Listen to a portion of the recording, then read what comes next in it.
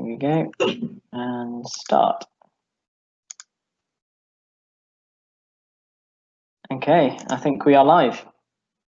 So welcome everybody to the Return to Officiating webinar. Hopefully you can all hear loud and clear. I'm Rob Payne from Volleyball England, and we have a panel of people alongside me. Just as a bit of an introduction to the webinar, there's a few protocols to go through. Firstly, everybody's microphones will be muted, so unfortunately we won't be able to hear you. And likewise, the webcams also don't show on the live events. However, you can communicate to us. So hopefully you've seen the Padlet URL, which has been shared, where you can ask questions. And at the end of the webinar, we'll be able to address those questions and hopefully be able to answer everything that you might need to know. And then also there's a live Q&A on the right-hand side of your screen, where you can also ask us questions through the Teams function. And then finally, just to get a bit of feedback from everybody, we've created a Survey Monkey, which is 5 very quick questions for us to find out what you thought of the webinar today, and how we can develop and improve it, as we always try to take on feedback. Okay, so in terms of the agenda for the webinar, we're going to go over to Sue Story, the Chief Executive, in a second, and then that will be followed by Nick Heckford, who will be delivering the guidance for officials. We'll then look at sort of the next steps and then go into the question and answer. So over to you, Sue. Thank you, Rob. Hello, everyone, and welcome to the webinar. I hope you find it useful. I'd just like to introduce the rest of the speakers who are on the call this evening, as well as myself. Obviously, you've just heard from Rob Payne. We've also got Jonathan Moore from the Volleyball England Hub team, and Nick Heckford, who is the chair of the Officials Working Group, and James Murphy, who's the chair of the Competitions Working Group.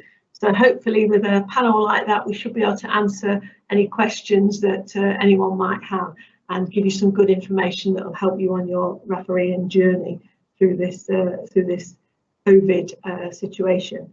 I think, first of all, I just want to say a huge thank you to everyone who's on the call. Referees play such an important, critical role in the sport. And it's not very often I get the opportunity, so I want to take that opportunity to say thank you so much for everything that you do. We want to continue to support you on your journey. We want to continue to be there for you. And you know, if you need anything at all from us as Volleyball England, please do talk to us. We want to open up the conversations. We want to try and make sure that we provide the best possible service to you in your career. So just to give you very quickly a little bit of background to what we've had to do as an organisation. Sorry for those who were on the call last week, I'll be repeating myself, but for anyone who wasn't. So the government essentially laid out their process for a return to sport. And what that meant is that in order for us to actually play, we needed to submit plans and risk assessments for all disciplines of our sport and get them the green light from government, meaning that government were happy that, that our plans were robust and conformed with guidance. So for the purposes of this, we essentially defined that there are 4 disciplines in volleyball. I know that's quite strange, but that's how we looked at it. So we looked at outdoor as a separate type of discipline just for the purposes of this exercise. So indoor, outdoor, beach and sitting were the 4 disciplines that we identified. And we submitted plans and risk assessments for indoor, outdoor and beach in the middle of July, and those were approved on the 27th of July. And that meant that the sport can return, and we can do that within the plans and guidance that we've identified. We still have got the plans for sitting to finalise. As I'm sure you'll realise, there are some more challenges around sitting, partly due to the potential vulnerabilities in the sitting community, and partly due to the fact that sitting players sit very close to each other either side of the net, so essentially they come into contact with each other for too long, based on the work that we've done. So we did a huge amount of work trying to identify what we needed to do, and we've outlined all of that in our plans. And the way we work is that essentially everybody has to follow government advice first. They then have to follow the venue advice second. So wherever the volleyball activity is taking place, you need to follow their advice. You then follow our advice next, and then club advice is beyond that. And then, of course, for yourselves, there will be additional guidance for referees, and that's why I wanted to talk to you about that tonight. So I think that's all you need to hear from me. And I think I'll now hand over to Nick, who's just going to talk through some of the points that will be helpful to you for this evening. Hello. Hello, everyone, and it's a pleasure to be able to speak to you again after what seems a really long time without any contact. The main reason for our webinar this evening is to recognise that volleyball officials play an important role in the delivery of the game, and therefore in these times that requires us to provide you with a bit more support and guidance as to how we are going to go about this, and to remain within the requirements of the government agreement to return to sport. So within all of our approach, as Sue has quite rightly said just now, government advice always takes priority, then comes the venue, then the club, and then any of the sport return to sport plan, and then any club or officials guidance in that order. So what we're going to talk about this evening is not completely exhaustive, because there is a whole body of information that forms the resources for this. But what I am going to do is to go through how it will affect us in certain situations. Okay, so we could move on, Rob, to the next slide. Okay, so in terms of the overall control, we are talking about minimising the impact of people being in an enclosed space and relatively close together, and this works for all settings, from a MVL competition to a club event, and therefore the guidance tries to cover situations that occur in all of those. Where you see on the screen in the presentation the guidance is highlighted, that may not be something which applies to all settings, but may apply to one or other of those things. So it may be that it only applies within MVL, or it only applies in higher level competition, or it may apply in your club sport. So before the game, for referees and scorers, the paramount importance is to keep you safe. So as with anything at the moment, if you are showing symptoms of COVID-19, you do not travel to the game and you get yourself a test. If you have to pull out of a game at a late notice, nobody, for this reason, nobody is ever going to say that you have done so negatively. So don't ever in all of this consider that deciding not to referee is going to reflect badly on you at all. We would expect you to arrive at a venue ready to officiate. So in your kit, do not expect there to be any changing facilities available to you. And I would say at the same time is not to spend more time in the venue than you actually have to. Try and bring your own hand sanitizer with you. It may not be available from the home club. And remember that try and bring your own refreshments, because nothing will be provided for you. So you need to prepare yourself for that. Be aware that when you arrive at the venue that track and trace requirements may be required by the venue, and that is in addition to what is required from the sport. So even in MVL competition, then the score sheet it works very well as a track and trace document. In local league or in those situations, I'm sure you have some form of score sheet, and I suspect your local associations will be working out how track and trace will be met, requirements will be met.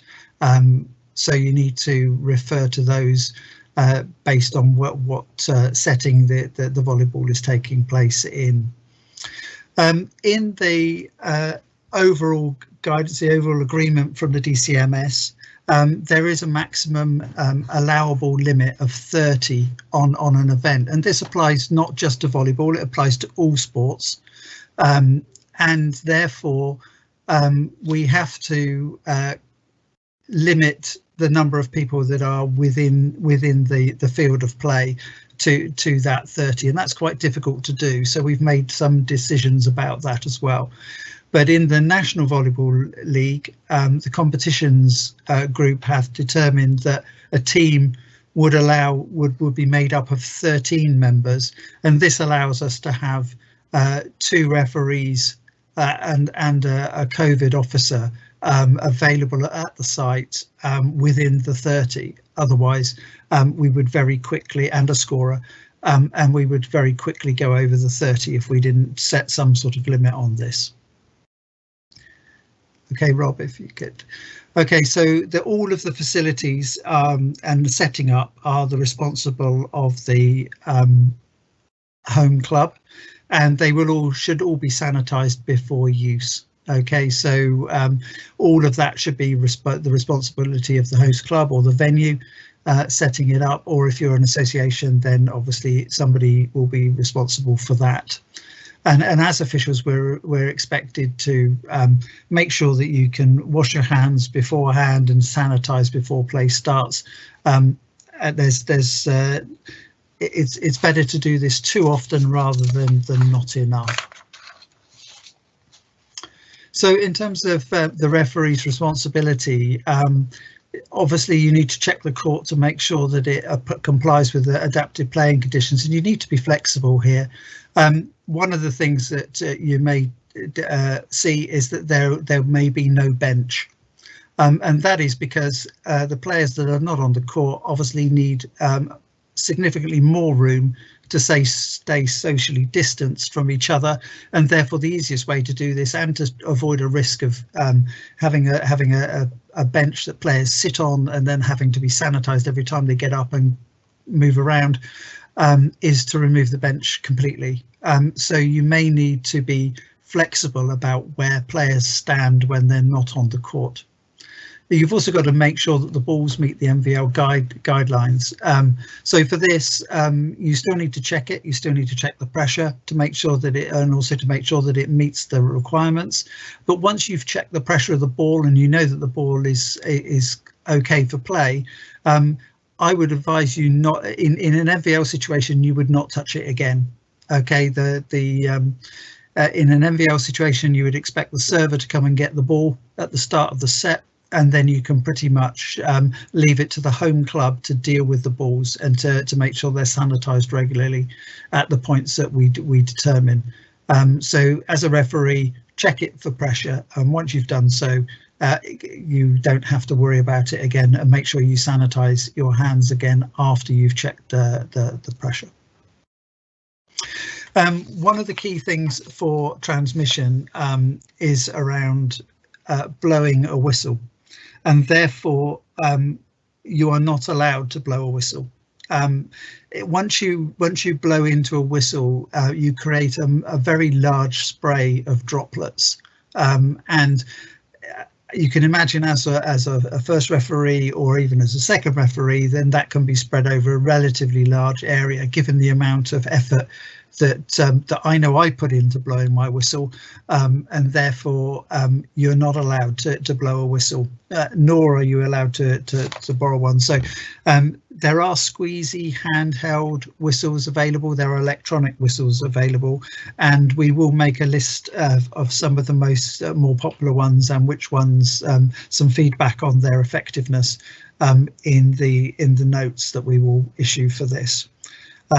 So you need to be prepared for that, and make sure that in your local associations as well, in local leagues and things like that, that you have enough of these handheld or electronic whistles. You need to hopefully the home team will provide you with the venue will have the risk assessment, or the association will give you the risk assessment for the venue. And you just need to follow anything that's specific in that, because venues are of different sizes and they have different they may have different entrances and exits and things like that, where people come into contact with other people. So therefore you need to have a general view of the risk assessment and follow any mitigations that requires you to do. One of the key ones for indoors is whether you need to wear a face mask. Now, I just refer you to government advice on this.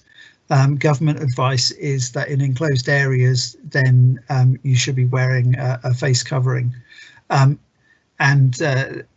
Therefore, in this instance, government advice takes priority over anything else.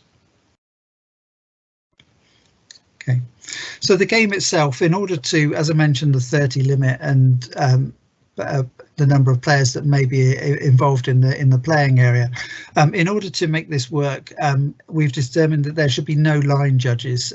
These are extra people which not really, we can play the game without them. The players will have to understand the limitations that places on the referees for making sure that all the calls are correct, but I'm sure you've refereed without line judges in some situations, and therefore you will have, this is one area where you will need to get some practice in how to spot your lines. The scorer need to provide, they would need to provide their own pen. They don't need to provide their own score sheet. Hopefully the host club could provide a score sheet, or your association, but they would make sure that had not been handled for 72 hours beforehand. So therefore the scorer can actually work with the score sheet confident that the score sheet is clean. But you need to make sure that the scorer's table is placed as far back from the court as you possibly can. I know some of our sports halls have brick walls which are very close to the court, so you will need to work this out, and to look at the spacing between the scorer's table and the coach. If you have more than one scorer, obviously if they're not from the same household, then they'll have to sit apart, and you will need extra space for that. So you need to just remember about social distancing here. So scorers and referees will need to think about the times when social distancing needs to be paramount to you. So make sure that you give yourself plenty of space. The score sheet can't be passed from one person to another, so it's not a case. I know in a number of MVL matches you may find that you get one scorer for the first set, another scorer for the second set, and another scorer for the third, and so on through the match. This can't happen. It has to be the same person throughout the game. So that they are the only ones that are touching the score sheet. And when you're checking the roster at the beginning of the game, you need to do so without touching it. Limit the amount of times that you can put yourself at risk, and therefore you look at it, but don't touch it. If you're using lineup sheets, and obviously in MVL we will be using lineup sheets, the coach can bring their own. Obviously they can make sure again that they have not been used for 72 hours. The coach can sanitize beforehand, and if the lineup sheets are clear like that, and the coach is sanitized and you're sanitized, or the scorer is sanitized, then you may be able to pass them between them, but avoid as much touching of those as possible. But I'm sure that you can work around this effectively. Scorers just advise you not to hold any personal belongings of any other player or participant in the game. They should all be kept well away. And scorers obviously to make sure that you regularly wash your hands or use sanitizer as per the other guidance. At the end of the match, normally, or before the match, we would expect the score sheet to be signed by the captain and the coaches, and after the match by the scorer, the assistant scorer, the captains, and then the first and second referee. We only require the scorer to sign the score sheet. Okay, so the coaches can do a visible visual check of the score sheet to make sure all their players are on there, but there's no requirement to sign it, and there's no requirement for them to touch the score sheet either. Okay, Rob, if you... Okay, so when we move into the game itself, for the referees, you need to remember about trying to maintain your social distancing throughout. Now, it's not being prescriptive, but you need to make sure that you have got enough space around you when you're doing all the things that you would normally do. So when you're talking to your colleague, when you're checking the roster, when you're conducting the toss, and make sure that that you conduct the toss with your coin, and that you deal with that, and there is plenty of space between you. When you interact with any of the players or the team officials during the warm-ups and set intervals and timeouts, obviously, and as second referee with the scorer, and also at the end of the match when you're checking that score sheet to make sure that you agree with the information that's provided there. Now, during the game, and one of the requirements that we have here is that players should also, where they can, and that is when they're not in gameplay, they should also social distance. And therefore that means that the referees may be required to remind them at times about the players that are not on the court to make sure they are social distancing, that there will be extra space for this, and obviously as referees you will need to allow this. At timeouts, that they don't huddle together, so therefore they may be on the court to give them space. They may wish to take the timeout at different places. Just be more pragmatic in how you control this. So allow them the space they require at the time to have their timeouts, and when they're sanitizing their hands. During substitutions, you make sure that there is enough space, so you may extend the substitution zone. For example, if as a second referee you are standing somewhere near the post, then the player entering the court may come within 2 meters of you nearer the net, and the player leaving the court would be further down the sideline, leaving the court, so that there is distance between them when they do that. And the same with libero replacements, that the libero enters the court and the player that's leaving are socially distanced when they're doing so. In terms of one of the times when players are relatively close to opponents, particularly through the net in the front row, is obviously at the point of service. Now, we know as referees that we try and limit the amount of time between points. So we would, so when both teams are ready and the server has the ball, then we would immediately whistle for the authorization of service. And just remember on those things, the server does not have to be facing the court if they've got the ball in their hands. If they've got the ball, then you can authorize service. And this would limit the amount of time that maybe players in the front row are closer together than they normally would be. So just manage that. You don't have to be overly quick, but just be aware. Okay, Rob. So just to reaffirm that point about referees should try and avoid touching the ball after you have checked it for pressure.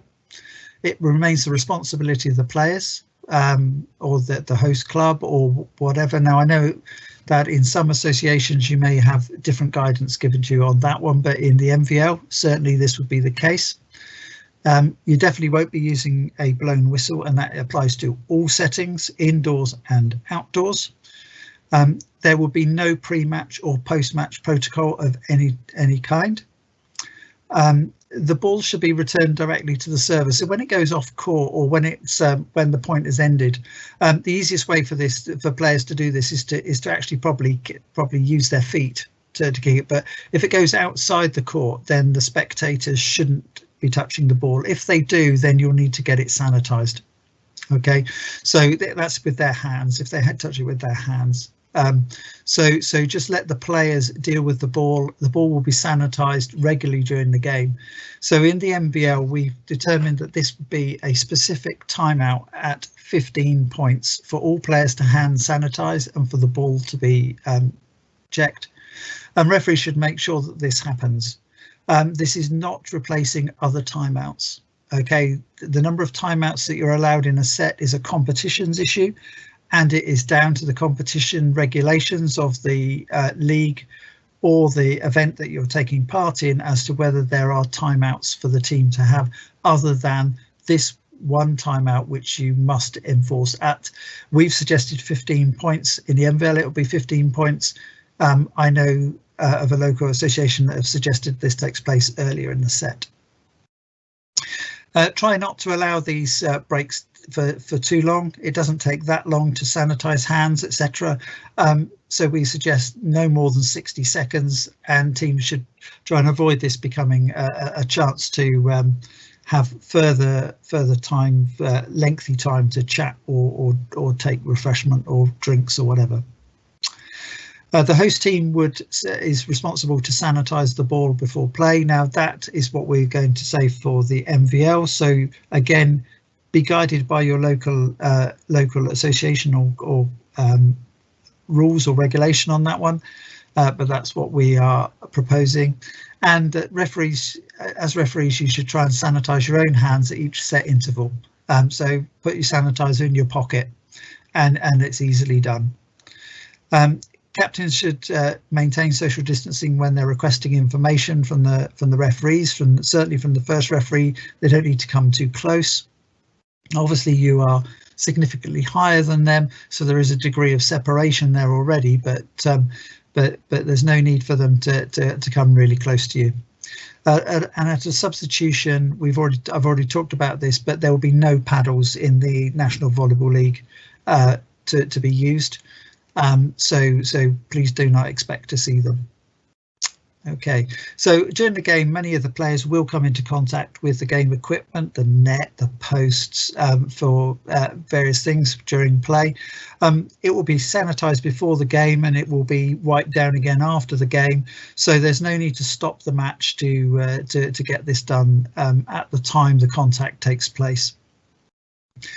If a player becomes injured, then that must be dealt with as a priority using whatever the rules that are in place in the venue for dealing with that injury. Okay, and you will allow as much time as it requires for the injury to be dealt with safely and for the player's safety to be maintained. So when we get to the end of the match, the scorer is going to complete the score sheet and sign it. The captains verbally agree with you that the score sheet shows the correct score. You don't need to touch the score sheet at any time. And then the referees will check the score sheet as well to make sure it contains all the information required. And you won't be required to sign it. Now in the MVL, the first referee may take a photograph of the score sheet as a record. The scorer can still give the teams copies of the score sheet if it's one of these carbonated ones, but they would need to be put in a bag or an envelope that the team wouldn't then look at for 72 hours to reduce the risk of transmission. And in the MVL, I don't know, payment for the game takes place at various times. You shouldn't accept cash. Try and get payment to be made by bank transfer or pay to your phone, or there's lots of different ways it can be done these days which don't require cash. So if you can avoid being given cash, then please do so. If you're in a local league environment, whatever the arrangement is for that. Okay, Rob. Okay, so is there any additional advice? Now, the Volleyball England have worked very hard on getting the return to sport plan signed off by the DCMS, the Department for Culture, Media and Sport. And therefore, we don't want to jeopardise any of that effort. The competitions group and the officials group have looked at the impact that will have on the way we officiate, and that's why we're having this webinar. But please remember that there are certain elements of the game which are covered by the competitions group, and there are certain elements of the game which are not. So if you have a query which is a competitions group, i.e. how the regulations are applied, or then we have got James Murphy on this webinar who can cover those sorts of issues.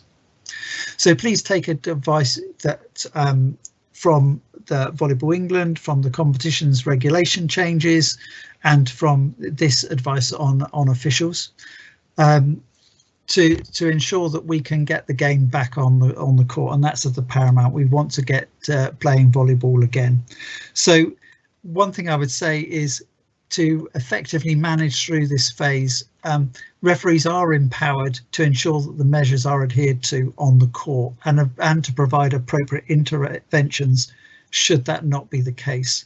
Now, we would do this under Rule 21, player misconduct. Okay, so I'm not saying that referees need to be policemen. You are not responsible for every single action by every single player. It is time for you to remind players of what they should be doing without being overly strict or overly, shall I say, looking for transgressions of advice. Use your common sense and your ability to interact with the teams to ensure that the teams recognise when they need to, when they're doing something which they probably need to tighten up their approach.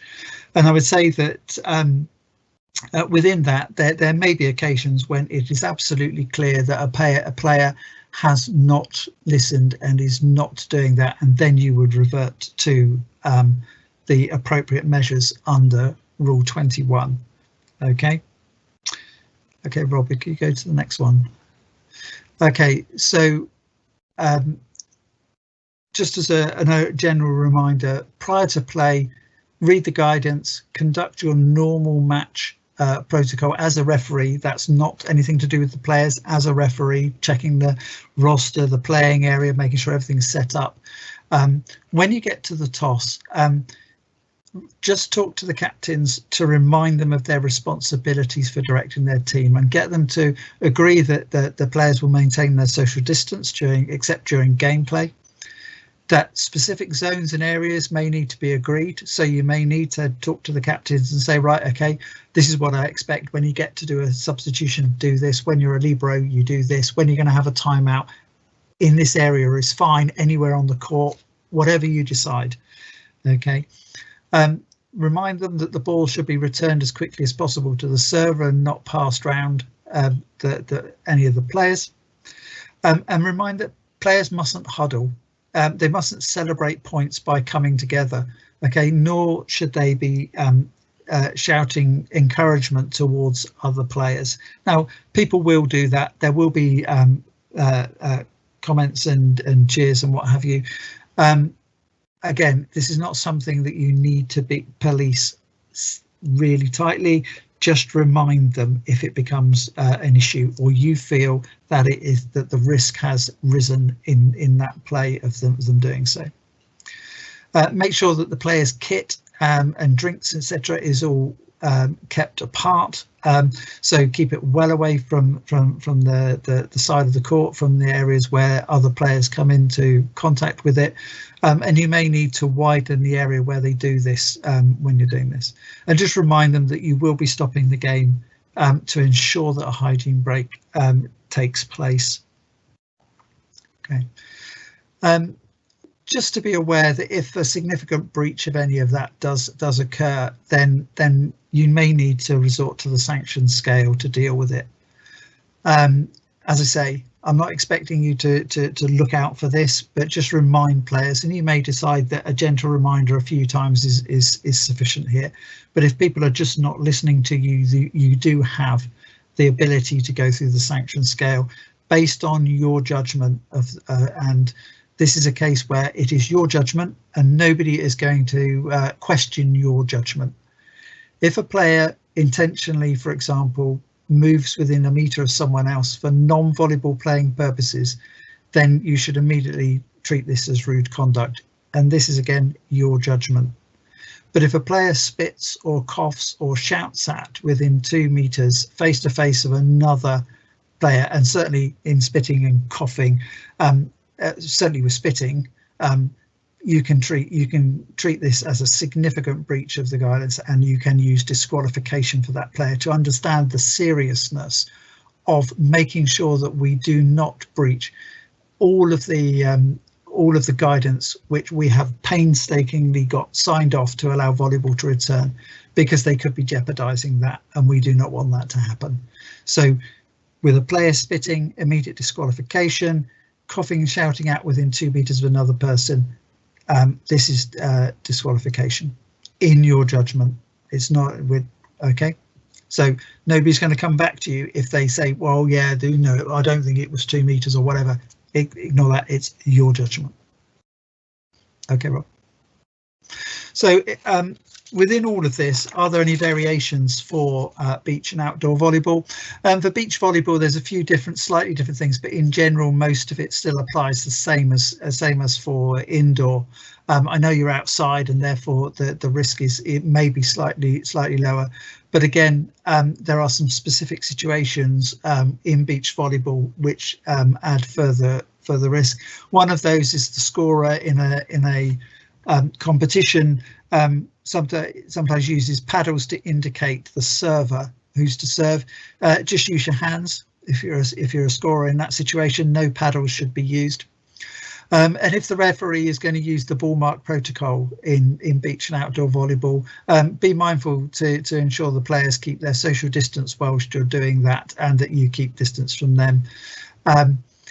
If you're using a pegboard type scoreboard or for a game, then make sure that this will obviously have to be wiped down after the match.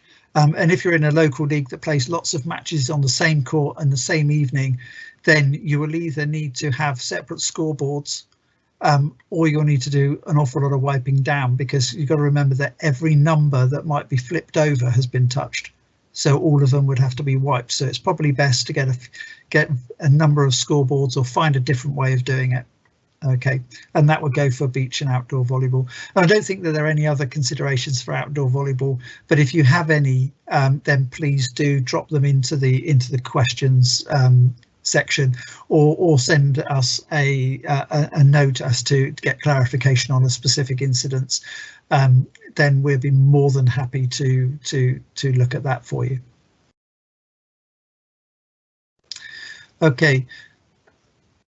Yep, so over to me.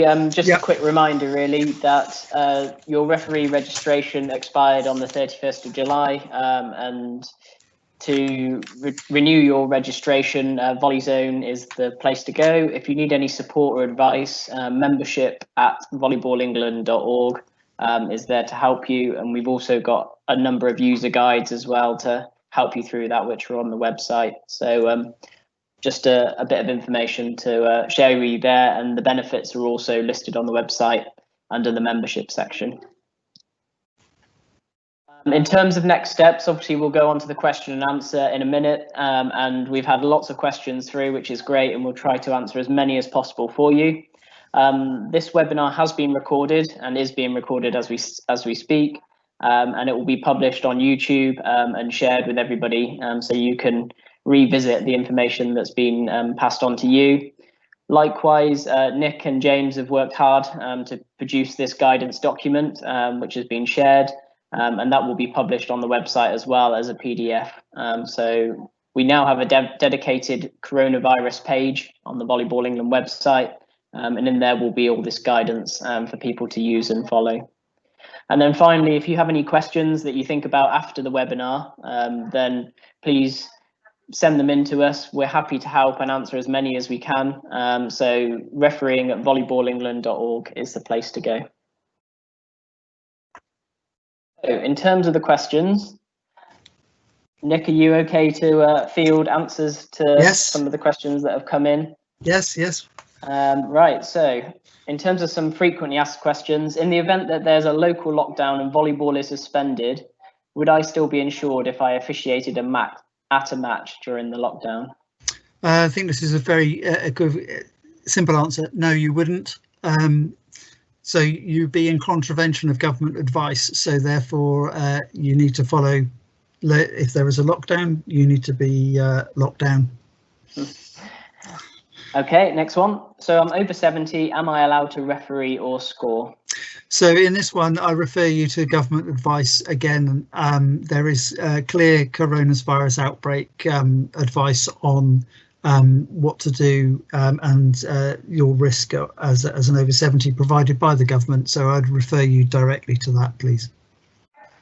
I think you might have answered the next one that's come in, but just to reaffirm it. So if you're put down to referee and you don't want to, or you're feeling ill or so on, can they make you referee? No, absolutely not. So no one can force you to do so. This is your personal choice. If you wish to referee, then absolutely fantastic. If you think the risk is too high, then don't referee, and it will have no one will view this in a negative light. It's your personal view as to your own personal risk, and you need to be clear about that. So don't do it. If you have any doubts whatsoever. Okay, perfect. So in terms of traveling to the matches, if you have concerns about things like public transport, you're nervous about that, is that a valid reason to decline a game? Yes, of course. Again, refer to government advice for travelling on public transport and the guidance that's given there about keeping yourself safe. If you're worried about it and therefore you don't want to do it, then please don't travel, don't take the game. Okay, so in terms of the coin toss, what's the protocol around that? I think I mentioned it, just to keep the two captains would be socially distanced as you would be, so therefore there was no shaking of hands or anything going on there. The referee would be responsible for the coin toss, so therefore it's your coin, and you would do it as you normally would manage the coin toss by asking the whichever captain to choose, or telling them actually. Don't ask them, just tell them which side of the coin they've got, and then when it comes down, then you ask them what they're doing. In terms of the match balls, is there any variance in how they should be treated to the spare balls and the warm-up balls in terms of responsibility and sanitisation and so on? So we would expect the teams to look after their own set of warm-up balls, and that they should be sanitised and cleaned before use, using the manufacturer's guidance. Once they are done so, then they can obviously be shared in warm-up. The host club is responsible for providing match balls, or in some cases it's the association that does that. And again, I refer you back to what I said about how much you control the ball. Sanitize your hands, check it for pressure. Once you've checked it, then sanitize your hands again and try not to be responsible for it again if you can. And then in terms of the ball itself, where does that need to be during interruptions and set intervals? Okay, so obviously the host or the home club would be, certainly in MVL, the home club will be responsible for sanitising the ball or wiping the ball.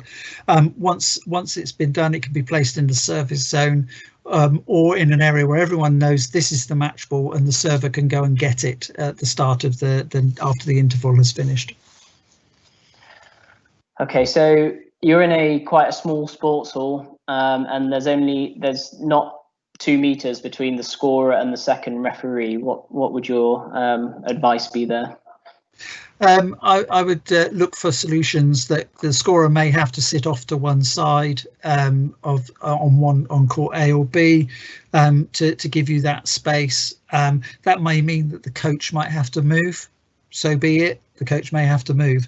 And therefore just be flexible with the space around the court, and just realise that people may not be in the positions that you normally expect them to be in.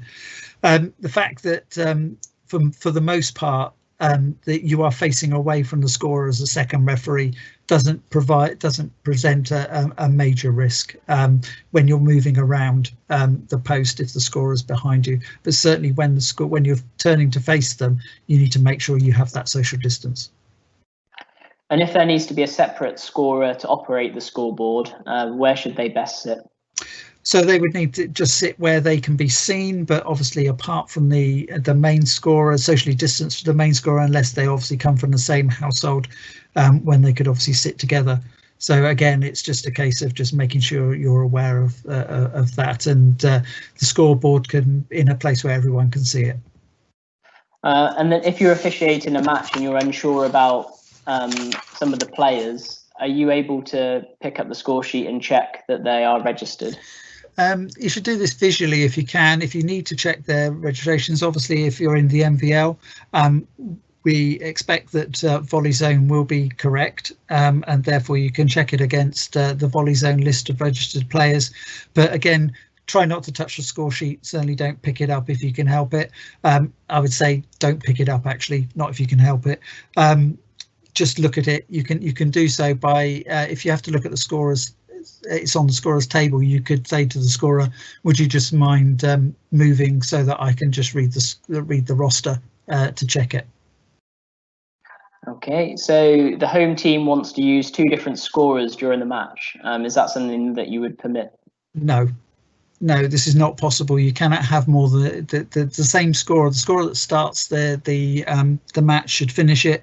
And this also goes if you're in the MVL. I know the number of times that referees sit down and go, well, I better start the score sheet, otherwise it's never going to be ready in time.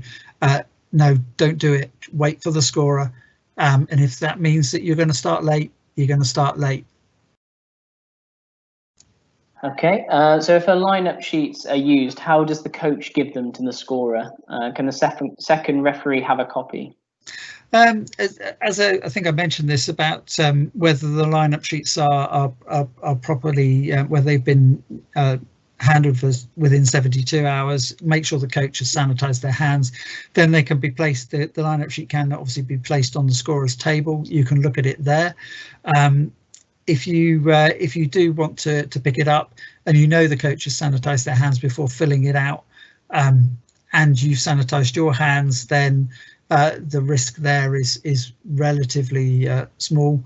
But again, it's up to you. If you don't want to touch it, don't touch it.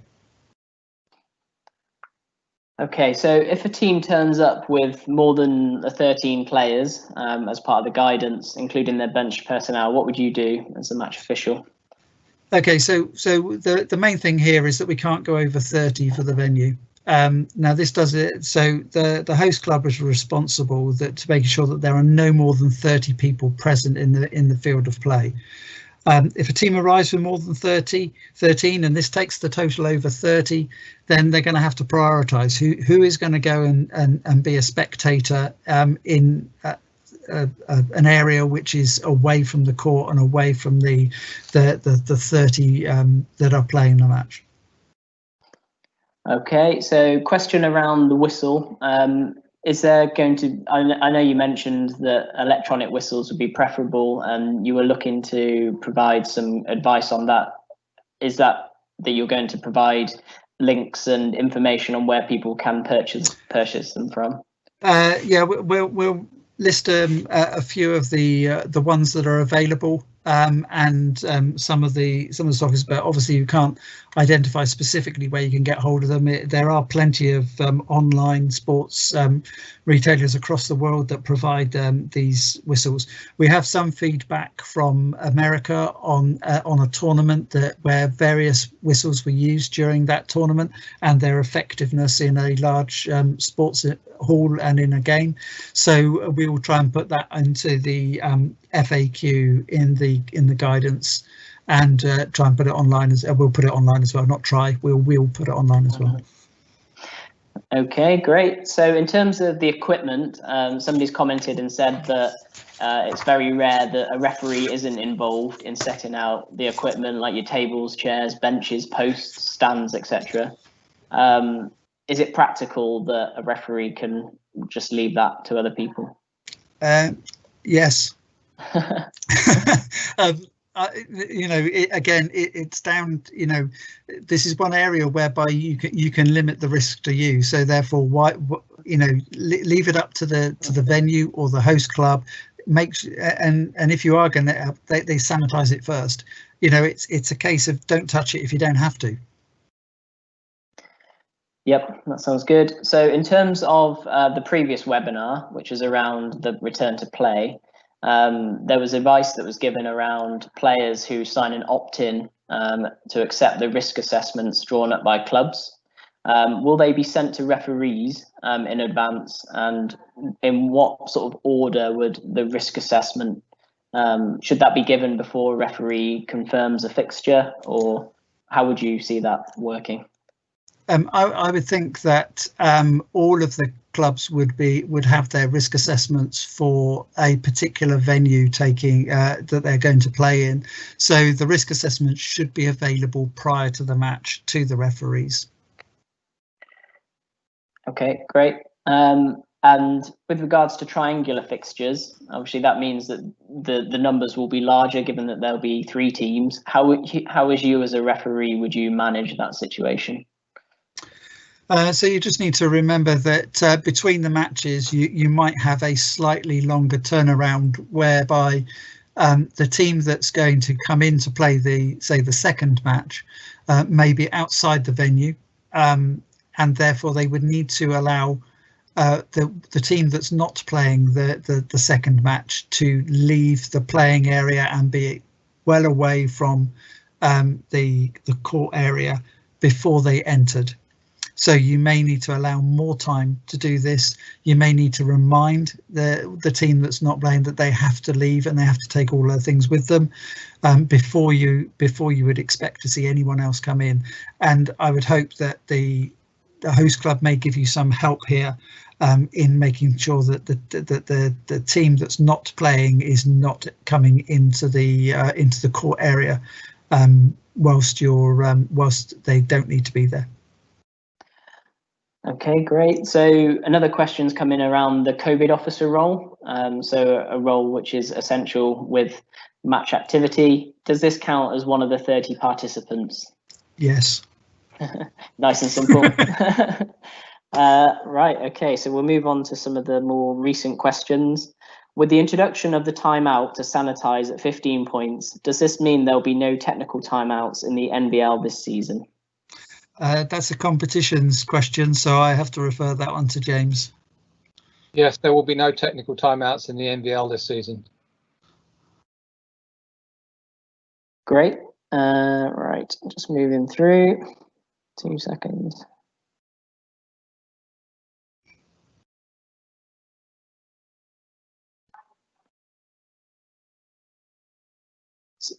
So a question's come in. Why do we need to wear a mask if it will affect your vision, your movements, etc.?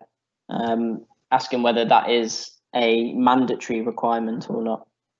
I refer you to government advice on the wearing of masks in enclosed spaces.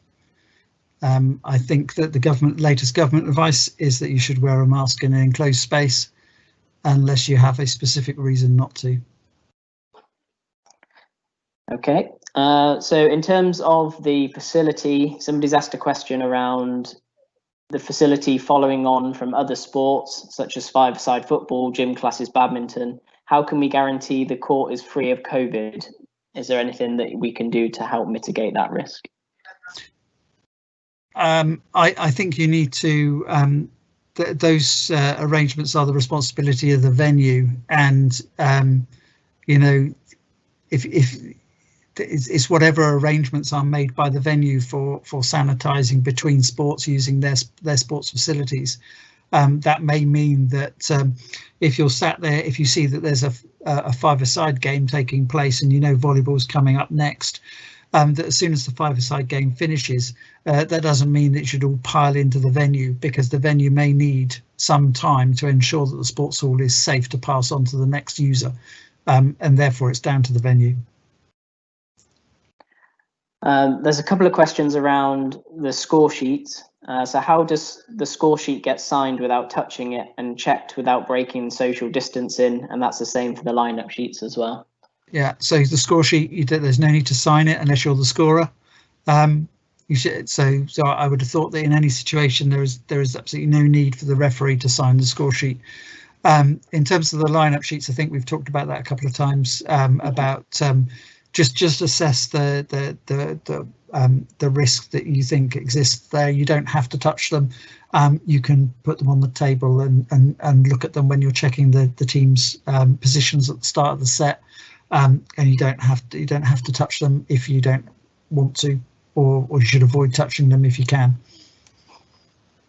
And then a question that I think you've addressed in some way, just to reaffirm. So can officials sanction people for not respecting the social distance, for example, if they continue to ignore the warnings to do so?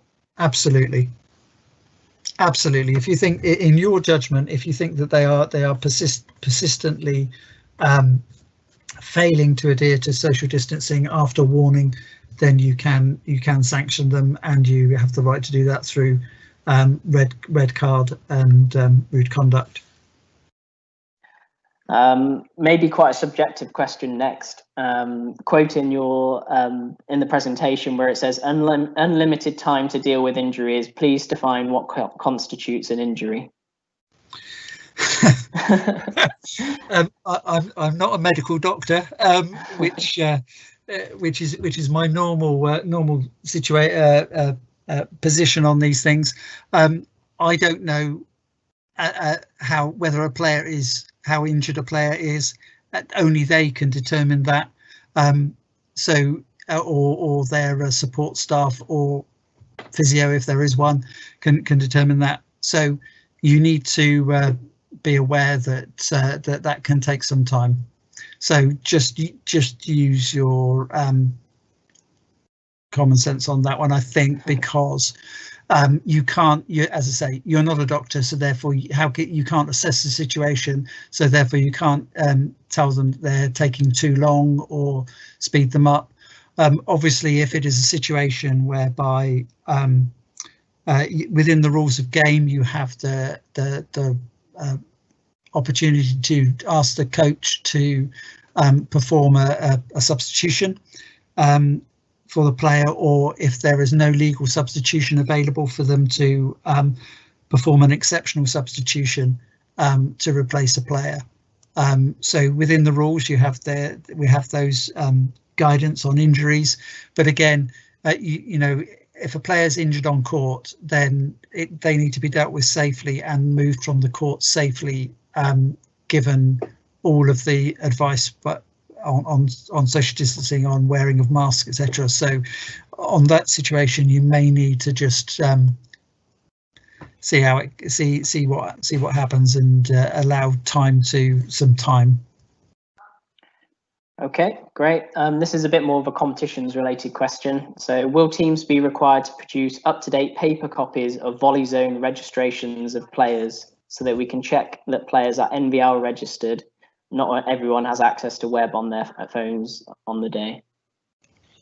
Yeah, so usual rules for competitions, which is that as officials, you should be checking the identity of the players. It's up to teams to make sure that they're only playing legal players. So you shouldn't ever be in the position of having to stop somebody playing because you can't confirm their registration, but you do need to be able to confirm their identity. So it's the identity check that's the key thing. Having said all of that, we've been working hard on Volley Zone. Both you and John have been working hard on Volley Zone, and we expect that Volley Zone will be up and running. And we expect that not only will it be on Volley Zone, but it'll be replicated through onto the VE website. So we'll be able to go back to that old mechanism of checking. It should be a lot easier next season. Great. A few questions on masks. So somebody's asked about face shields instead of a mask, whether that can be used. And somebody also wants clarification on face masks. Do referees have to wear them whilst refereeing a match? Just to clarify again, Nick. Okay, I just refer you to government advice on the wearing of face masks in enclosed spaces. Change of question. So what is the protocol regarding rotation slips? So the lineup sheets are, again, if they're being used, then again, as I said, the second referee does not have to touch them. There are other ways you can do that. The coach, for example, could actually just talk their positions to the scorer at the start. if they wanted to, so they don't actually have to produce a lineup sheet. If lineup sheets are being used, then just make sure that if you, as I say, if you don't want to touch it, don't touch it. Okay, so we got a question. Not sure if Nick, you're the right person to answer this one. So it's for National Volleyball League volleyball in Wales. I assume Welsh government advice takes precedent over Volleyball England or volleyball or English advice. Yeah, that's correct. Yeah, so they need to follow Welsh government advice ahead of English government advice, and then they can follow our advice after that. But Welsh government advice comes first. Okay, 3 more questions, I think, and that is the end of the list of questions that have come in. Great to hear so many. So spectators most of the time kind of wander in and out of the sports hall, and obviously there are regulations in place. So whose job is it to monitor that number of people that are allowed in the sports hall at any one time? It will either be the responsibility of the home club or the association if you're playing in a local league situation whereby there isn't a home club, yeah, or the venue themselves. So it's not the referee's job to be counting the number of people who are always present in the environment at all. You need to be aware of it so that your field of play has the right number of people in it, but the rest of it comes down to what is the venue restrictions and how is the venue dealing with them. Excellent. And then just a confirmation around benches. Are they not required? They are not required. Okay, and the last question, could players be put on court in a correct lineup and this be used to fill the score sheet and be used in lieu of a lineup sheet? No comms or paper necessary. Yes, I don't see any reason why, although I think you'd need to make sure that the scorer understood that the players were standing in front and back row, so that they weren't standing in their normal reception positions or something, and therefore the scorer got them in the wrong place. I think it would be easier for the coach to just to say, right, okay, my lineup is 6, 5, 4, 3, 2, 1 or whatever in that situation. So yes, you could do, if you didn't want to use lineup sheets, whatever works. I'm not saying you have to use lineup sheets. Great. Well, I think that brings us to the end of the questions that have come in. I'd just like to reinforce that there is a feedback mechanism on Padlet. So on the furthest right tab, there's a link for you to provide feedback, and it's literally 1 minute of your time, and it'll be really valuable to us. So if you could do that, that'd be fantastic. Has anybody else on the panel got anything to close with? I'd just like to say thank you very much to all those that have come onto the webinar, for your time, for your commitment to volleyball, and for officiating and making sure that the sport can continue. So I'd just like to say thank you to all of you for doing so. And I would like to echo that, and also to thank the panel, particularly Nick, Rob, James, Jonathan, for all the work you've put in pulling this together, and I hope everybody's found it useful. So I hope everybody has a very pleasant evening, and your matches go well when you finally get back on court and officiating. Thank you very much, everyone.